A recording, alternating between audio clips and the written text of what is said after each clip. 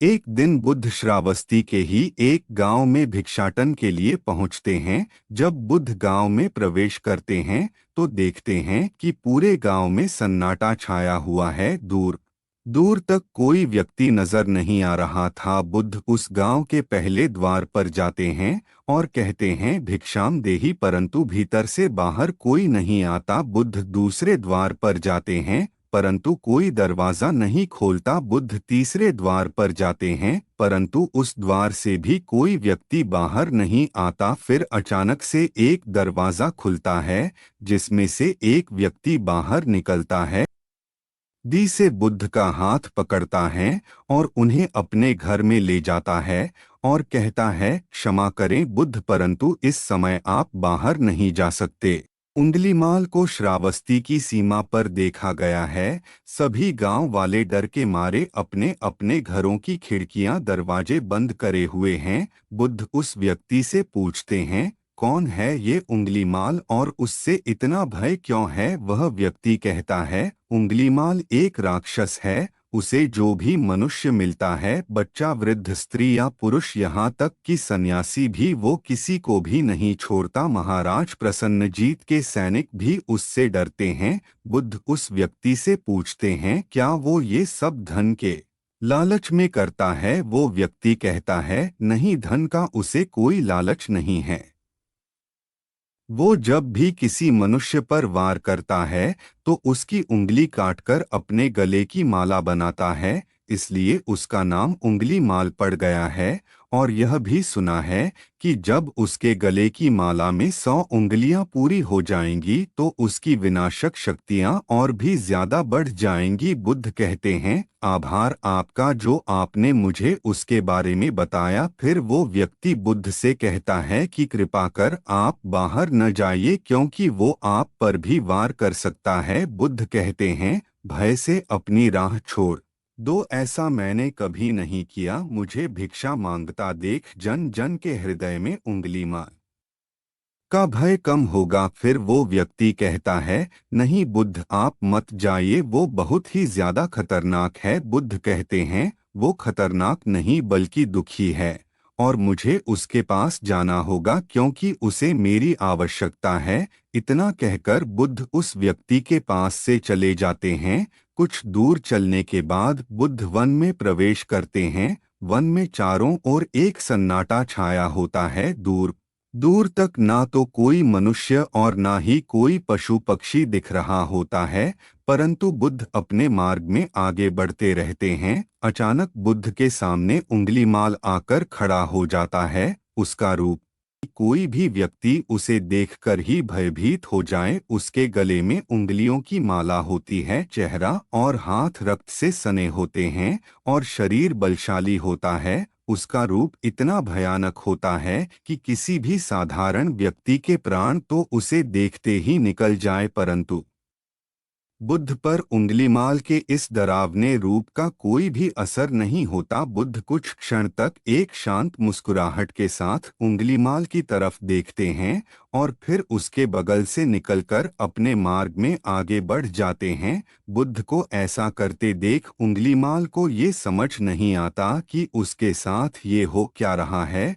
वह मन ही मन सोचता है कि मुझे देखकर लोग या तो भाग जाते हैं या मुझे देखकर ही मर जाते हैं या फिर मुझसे अपने प्राणों की भीख मांगने लगते हैं। मैंने कई सन्यासियों को भी मारा है परंतु मैंने आज तक कोई ऐसा व्यक्ति नहीं देखा जो मुझे नजरअंदाज करके अपने मार्ग में आगे बढ़ जाए। या तो इसने मुझ पर ध्यान नहीं दिया होगा या फिर हो सकता है कि यह देख ही ना सकता हो, परंतु मुझे इससे क्या, मुझे तो अपनी उंगलियों की माला पूरी करनी है। उंगलीमाल बुद्ध को आवाज लगाता है, ए साधु रुक। फिर भी बुद्ध उंगलीमाल को नजरअंदाज करते हैं और अपने मार्ग में आगे बढ़ते रहते हैं।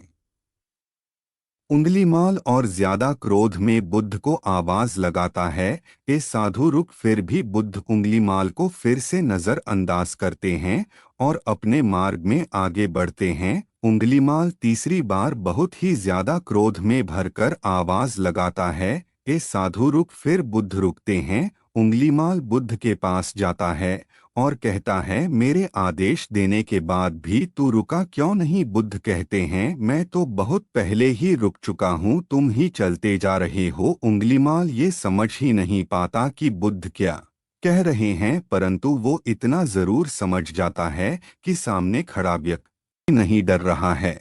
उंगलीमाल बुद्ध को डराने के लिए चिल्लाकर पूछता है, साधु तुझे मुझसे भय नहीं लग रहा है क्या? मैं आदिमानव हूँ। बुद्ध कहते हैं, नहीं तुम मानव हो। बुद्ध की यह बात उंगलीमाल के हृदय पर लगती है। पहली बार उसे किसी ने मानव कहा था, परंतु वो इस बात को नजरअंदाज करने का प्रयास करता है और बुद्ध से पूछता है, ए साधु तूने ये क्यों कहा कि तू कब का रुक चुका है, जबकि तू तो चल रहा था? और तूने ये क्यों कहा कि मैं नहीं रुका? बुद्ध कहते हैं, मैं बहुत पहले ही रुक चुका हूँ, यानी मैंने ऐसे सारे बुरे कृत्य करना पहले ही छोड़ दिया है जिससे किसी भी व्यक्ति को कष्ट पहुंच सकते हैं।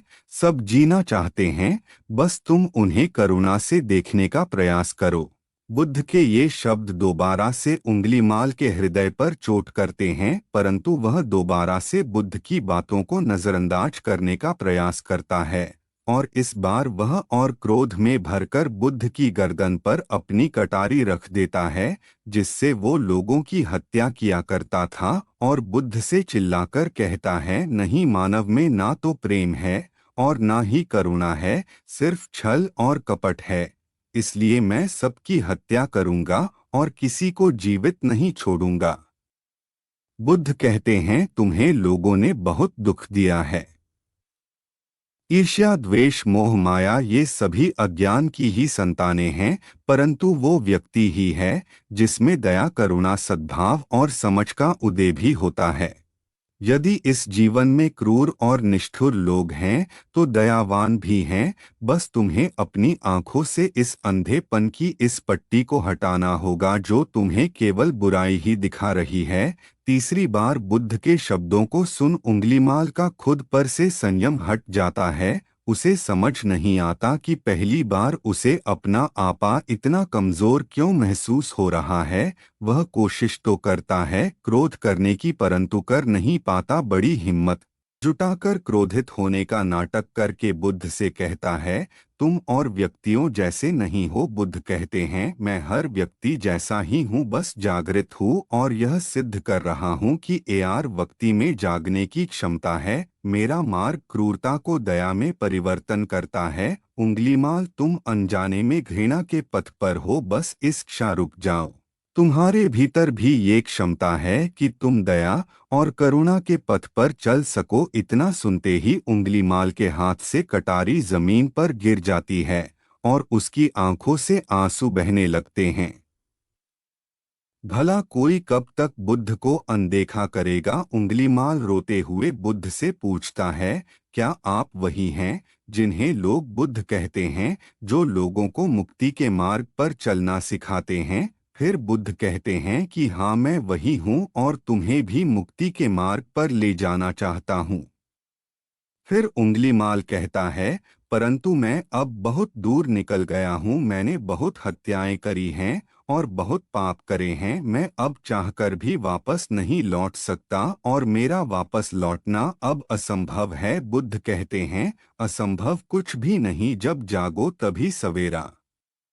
उंगलीमाल कहता है, मैं अब पुनः जीवन की ओर नहीं मोड़ सकता, बहुत देर हो चुकी है। बुद्ध कहते हैं, तुम में इतनी चेतना है कि तुम जानते हो कि जो तुमने अब तक किया वह उसका अर्थ यह है कि तुम जानते हो कि क्या अच्छा है और क्या बुरा। उंगलीमाल, जिस दिन से तुमने अच्छा कार्य करना शुरू कर दिया उस दिन से तुम्हारा एक नया जीवन शुरू हो जाएगा। फिर उंगलीमाल कहता है, मैं कितने भी अच्छे कार्य क्यों न कर लूं, परंतु लोग मुझे उसी दृष्टि से देखेंगे और मुझे चैन से जीने नहीं देंगे।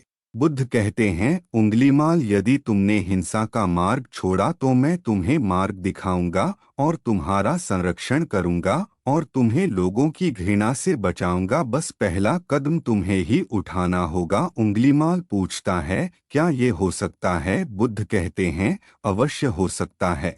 तुम में असामान्य बुद्धि है उंगलीमाल, तुम परम सत्य के पथ पर बहुत आगे जाओगे। उंगलीमाल रोते हुए बुद्ध के चरणों में गिर पड़ता है और कहता है, मैं आपको वचन देता हूँ कि मैं सारे बुरे कृत्य करना छोड़ दूंगा और आपके पीछे करुणा के पथ पर चलना सीखूंगा। कृपा कर आप मुझे अपना शिष्य बना लीजिए। बुद्ध कहते हैं, मैं किसी को अपना शिष्य नहीं बनाता, बल्कि व्यक्ति स्वयं मेरे संग से जुड़ता है